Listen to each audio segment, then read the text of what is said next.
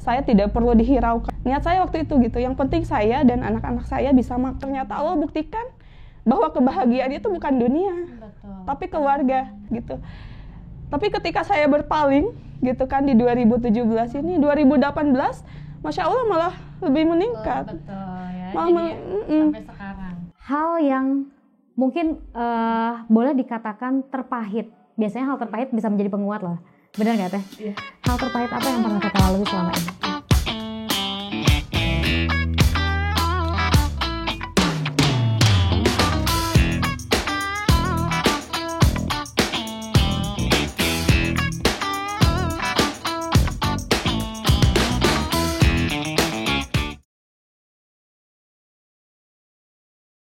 Assalamualaikum warahmatullahi wabarakatuh. Halo teman-teman di Ruang Inspirasi, dan senang sekali kali ini saya bisa menemani teman-teman yang mungkin biasanya sama Kang Wega ya. Kali ini barengan saya Chelsea Putri dulu yang bakal nemenin teman-teman. Nah teman-teman, percaya nggak sih kalau yang namanya hasil ini nggak akan mengkhianati proses? Nah kali ini mungkin untuk teman-teman yang masih emang benar ya kalau proses ini atau hasil ini tidak akan mengkhianati yang namanya proses. Kali ini saya akan membuktikan dari seorang Teh Mira. Assalamualaikum. Apa kabar Teh? Alhamdulillah sangat luar biasa. Luar biasa. Sehat ya alhamdulillah ya. Alhamdulillah. Bisnisnya apa kabar? Alhamdulillah baik. Mudah-mudahan selalu baik insya Allah. Teman-teman nih, ini asal teman-teman perlu ketahui juga ya. Jadi Teh Mira ini adalah pebisnis yang wow, sukses sekarang ya. Jadi juga Teh Mira ini yang mempunyai Azkia Hijab ya. Azkia Hijab. Ini kalau boleh tahu Teh, Azkia Hijab ini dulunya ini dari tahun berapa sih? Azkia Hijab ini sendiri, kalau Azkia Hijabnya itu dari tahun 2016 ya. Tapi sebelum Azkia Hijab itu ada Azkia Collection. Oke. Tahun 2014. 2014. Azkia. Itu kan yang pasti sekarang nih Teteh udah menjadi ownernya.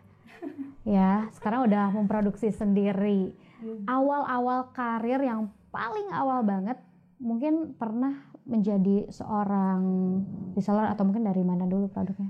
Iya, jadi sebetulnya sebelum ada Azkia ini dulu kalau awal banget itu ya dari tahun 2010. Gitu, 2010. Awal mula merintis sebagai pedagang saya waktu itu. Oke. Iya. Bahkan sebelumnya saya pernah ngebantu saudara gitu ya, jadi pelayan lah gitu ya, bantu ngelayani. Tapi di situ kan sambil belajar juga sih waktu itu usia 17 tahun gitu, pada masa-masanya harus belajar ya. Kalau teman-teman itu belajar di sekolah, saya langsung belajar di lapangan gitu, dan alhamdulillah itu jadi bekal yang sangat luar biasa sekali sampai hari ini bisa dipraktekkan gitu. Jadi 2010 itu mulai berdagang sampai dengan 2014. Nah 2016 ini barulah Azkia Hijab. Azkia Hijab. Ya, baru Azkia Hijab. Bisa dibilang ini beda konsep ya, yang awalnya berdagang jadi bisnis. Kalau Azkia Hijab itu lebih ke mungkin bisnis, dan saya pun jadi masih tetap jadi pelayan sih di sini, karyawan di Azkia Hijab ini gitu, bukan owner. Ini klarifikasi ya. Bukan owner karena ya ini amanah gitu kan, amanah yang Allah berikan kepada saya. Di dalamnya ya ada tim, dan saya pun masuk di dalam tim itu gitu.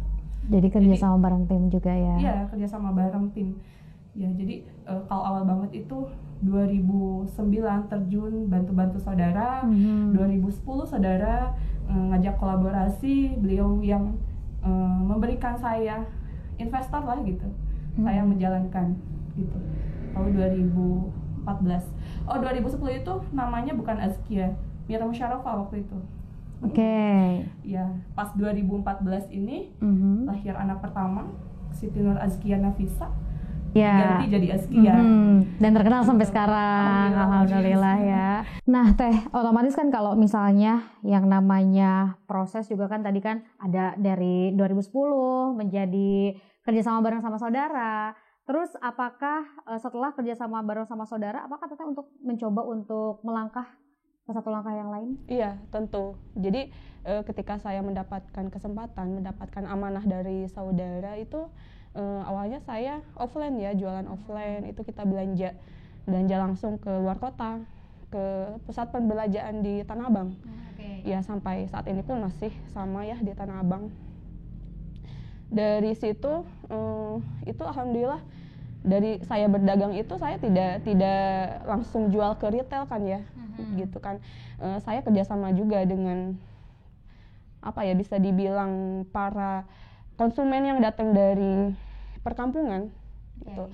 Lokasinya waktu itu kan di Kecamatan Cibadak itu, konsumen yang datang dari perkampungan yang niat juga mereka ngebantu tetangga-tetangganya, just tip kalau sekarang ya.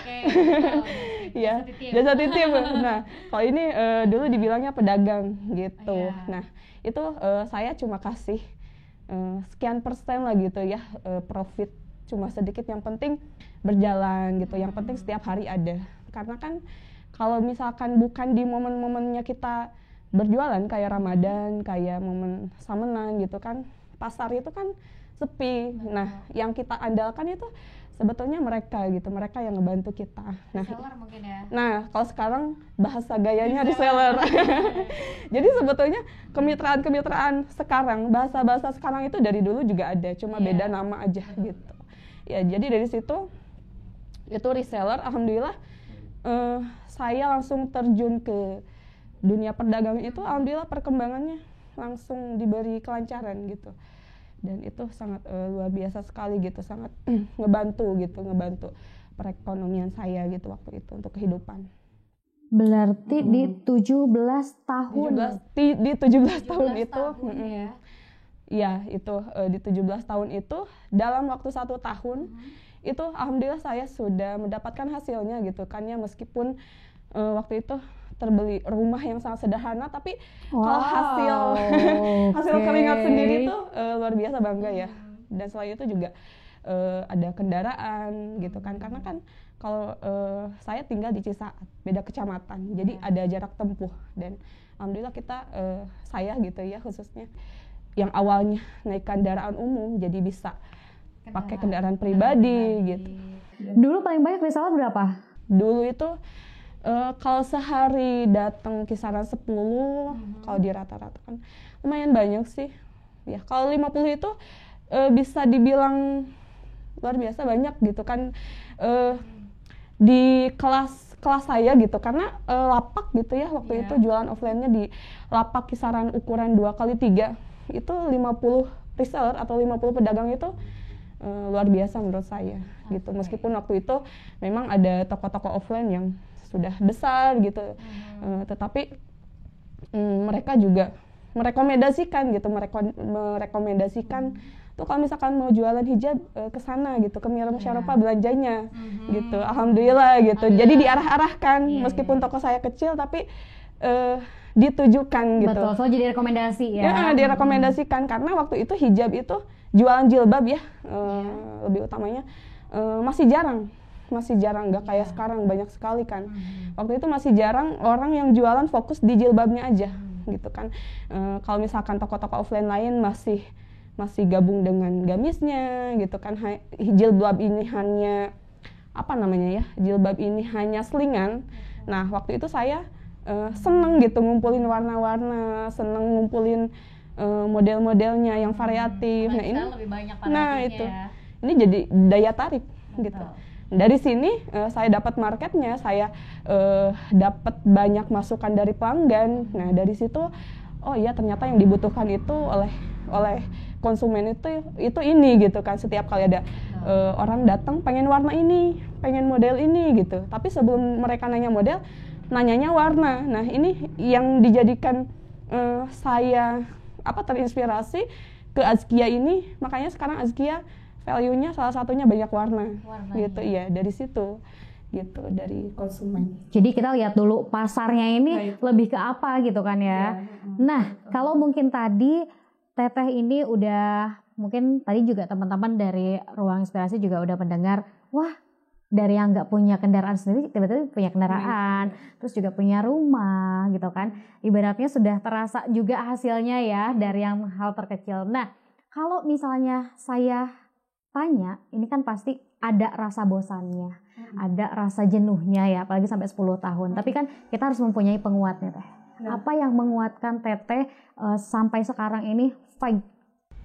Yang menguatkan sampai sekarang ini bertahan ya, itu lebih ke karena memang kebutuhan ya, kebutuhan karena dari berjualan ini ya sudah memberikan hasil untuk saya pribadi, terus saya yakin ini bisa terus dikembangkan, bisa terus lebih ditingkatkan lagi gitu.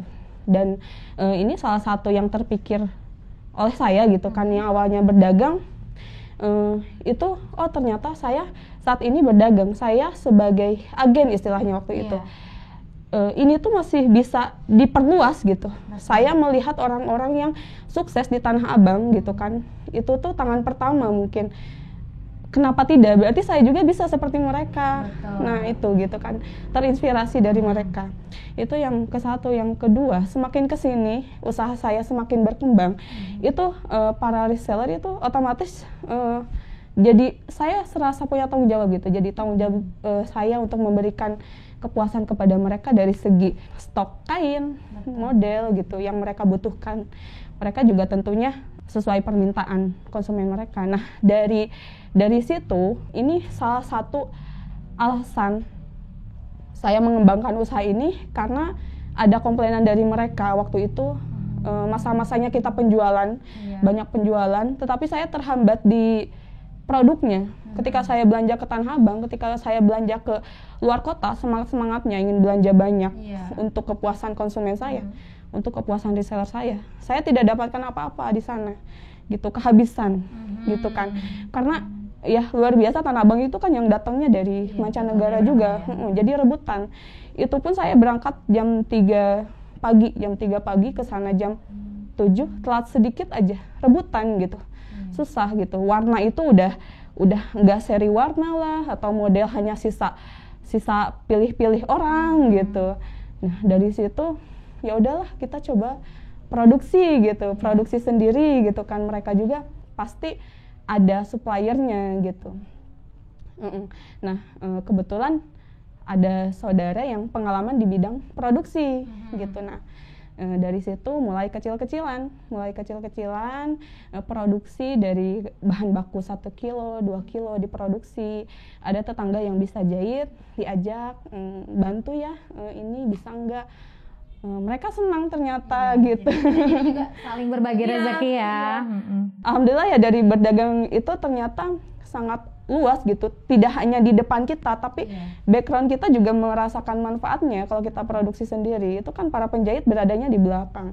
Kalau kemitraan, mereka yang memasarkan beradanya di depan gitu. Dan dari situ ini segini pun mereka udah senang. Satu orang sudah merasakan senang, dan saya pun senang gitu memberikan mereka kebahagiaan, apalagi kalau misalkan bisa dikembangkan lebih banyak lagi gitu. Itu sih banyak sekali sih sebetulnya, cuma itu salah satunya yang mendorong saya ke titik awal atau ke langkah awal dari dagang, dari hanya dagang aja berjualan ke konsumen sampai ke produksi. Gitu. Nah, tadi kan mulai dari berdagang, punya 50 reseller, punya motor, terus juga memproduksi. Itu kan pasti nggak mulus lah ya Teh ya. Ibaratnya jalan gitu kan. Yang namanya jalan juga kan, kita pasti menemukan jalan yang ada kerikilnya, sampai akhirnya kita menemukan jalan raya yang ramai, terus juga yang mulus gitu kan. Hal yang mungkin boleh dikatakan terpahit. Biasanya hal terpahit bisa menjadi penguat loh. Benar nggak Teh? Hal terpahit apa yang pernah Teteh lalui selama ini? Hal terpahit ya, sebetulnya sih kalau dibilang ada ya beberapa, tapi kan itu selalu ada hikmahnya ya gitu ya. Tidak semata-mata Allah memberikan ujian kalau misalkan kita tidak bisa melaluinya gitu, pasti sesuai kapasitas kita gitu. Dari usaha yang saya banggakan itu ya waktu itu, saya merasa ini puas. Saya merasa ini hasil saya bangga pada diri sendiri. Nah, dari situ ternyata ini bukan milik saya gitu kan. Waktu itu dikasih ujian, usaha itu tuh ternyata harus saya kembalikan gitu kan. Saya harus harus berhenti bekerja sama gitu, karena ada dua hal gitu waktu itu, harus berhenti bekerja sama. Saya harus merintis lagi dari nol. Tahun berapa tuh? Itu tahun 2012. Jadi akhirnya vakum dulu tahun ini? Nah, tahun 2012 saya vakum, kembali ke titik nol. Mungkin karena saya pertama terjun ini langsung berkembang gitu. Ini tuh ternyata cobaan, mungkin Allah ngetes saya, dikasih ini tuh sifat saya kayak gimana gitu. Nah itu mungkin dari kesombongan saya juga mungkin ya gitu, yang akhirnya Allah ambil lagi, saya harus merintis lagi yang benar-benar modal itu dari nol, dari nol banget lah gitu. Kalau dibilang minus sih enggak ya, karena saya punya kendaraan waktu itu. Iya. Alhamdulillah saya jual kendaraan saya jadikan modal waktu itu.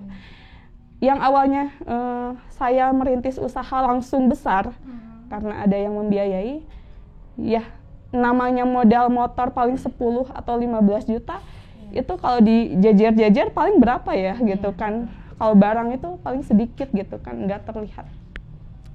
Nah dari situ saya sampai jualan kaki lima di Lapang Merdeka. Pernah, lalu di jalur pas masa-masanya jalur Lingkar Selatan selesai selesai pembangunan gitu, lagi rame-ramenya awal-awalnya. Kalau sekarang kan nggak bisa ya, ditutup. Dari situ tuh jualan seminggu sekali gitu kan. Toko offline kita mulai lagi dari nol. Market saya awalnya di Cibadak, karena di Cibadak tadi saya lepas. Saya buka market baru di Cisaat. Dan itu tidak mudah ternyata. Pasti karena berawal dari nol lagi. Nah iya, karena kalau di Cibadak mungkin orang sudah percaya dengan saya, gitu kan. Banyak saudara-saudara di sana juga yang merekomendasikan saya. Tetapi di Cisaat ini lingkungan baru, market baru, orang belum tentu langsung percaya sama saya. Belum tentu orang langsung tahu kalau saya tuh amanah, belum tentu gitu. Ya kan harus melalui proses gitu kan. Nah dari situ sampai omset tidak ada gitu kan ya, sehari itu di pasar itu malah ngobrol, malah masak, ngeliwet. Di pasar mana yang bisa ngeliwet? Dan ini kebetulan karena waktu itu pasarnya masih masa pembangunan, waktu itu di Pasar Cisaat masih pas masa-masa pembangunan, jadi di penampungan gitu kan, di penampungan kecil juga gitu. Nah karena situasi pasar seperti itu, jadi kita seminggu sekali cari lapang Merdeka. Nah itu pas saya udah berumah tangga sih dengan suami. Dari 17 tahun berkembang terus tiba-tiba melonjak ke nol. Nah, pernah ngerasa marah nggak sih? Pasti ya, nangis sejadi-jadinya saya tuh. Sekarang yang baru saya sadari, saya tuh dulu kenapa sih nangis, itu tuh dunia gitu kan. Kenapa menangisi dunia? Dan hari ini yang saya sadari, dari karena saya ingin dunia itu, dari karena saya menangisi dunia itu gitu kan, Allah ternyata memberikan ujiannya ya lebih-lebih gitu, mengetes kesabaran saya. Dari situ kan bisa dikatakan lebih lambat dari sebelumnya. Dari hanya 1 tahun langsung berkembang, itu 2012 sampai 2016 itu kan jaraknya 4 tahun ya. 4 tahun iya. Tidak sama yang sebelumnya. Nah itu karena mungkin salah satunya yaitu saya menangisi dunia gitu kan ya, mengejar dunia. Masya Allah, ternyata semakin saya kejar semakin hilang. Betul ya. Iya, dan itu titik dan itu masa-masa saya di titik nol mungkin. Tapi meskipun lambat, tapi pasti ya ada perkembangannya. Alhamdulillah, tetap saya syukuri ada. Tapi di balik ujian-ujian itu, Allah ternyata masih beri ujian yang lebih gitu. Salah satunya dari keluarga, dari rumah tangga, gitu kan. Nah itu, jadi yang awalnya saya diuji dari usaha, terus saya menangisi itu, saya menangisi dunia. Ternyata Allah buktikan bahwa kebahagiaan itu bukan dunia, tapi keluarga. Nah, nah itu yang Allah beri teguran pada saya ketika saya kehilangan itu. Ya Allah, ternyata ini selama ini saya tuh kurang bersyukur gitu kan. Mungkin usaha saya gitu kan berkembang bertahap tidak seperti sebelumnya, tapi ternyata ini kebahagiaan gitu. Saya yang kurang bersyukur, saya yang kurang berterima kasih gitu kan. Jadi akhirnya semua dikuatkan lagi oleh keluarga yang tadinya mungkin kita tidak terlalu gitu. Iya, nah dari ujian yang paling dahsyat itu, saya sudah tidak mau terjun ke dunia usaha. Saya berpaling lah istilahnya. Waktu itu kan 2016, 2017 itu sudah mulai bertahap. Saya sudah mulai ke dunia online, tapi belum seperti sekarang. Saya sudah mulai ke dunia online. Itu saya tidak mau gitu berada di situ. Saya ingin keluarga gitu, saya ingin keluarga. Tapi ngelihat lagi waktu itu perkembangan produksi saya sudah mulai berkembang banyak, tim saya sudah banyak, operator jahit, kemitraan, apalagi 2017 ini saya baru 1 tahun terjun ke dunia online. Yang awalnya offline kan tadi saya cerita offline. Nah, 2016 ini terjun ke online pada 2017, ujian yang sangat luar biasa gitu ya. Sehingga saya berpaling pada dunia itu, saya tidak mau gitu kan. Tapi ngelihat mereka, ngelihat tim saya gitu kan. Niat saya waktu itu ya udah, yang penting mereka bisa jalan. Gitu. Yang penting ada buat mereka. Yang penting mereka bisa berkembang gitu. Saya tidak perlu dihiraukan, yang penting saya bisa makan. Niat saya waktu itu gitu, yang penting saya dan anak-anak saya bisa makan gitu. Gitu. Tapi ketika saya berpaling gitu kan di 2017 ini, 2018 Masya Allah malah lebih meningkat. Betul ya, jadinya sampai sekarang. Iya, jadi saya berpaling dari dunia, tapi malah dunia ini yang ngejar saya. Itu Masya Allah gitu. Tapi kembali lagi ke ini amanah gitu ya, kembali lagi ke titipan Allah gitu kan. Meskipun pada hari ini gitu saya diberikan nikmat yang luar biasa gitu kan, tapi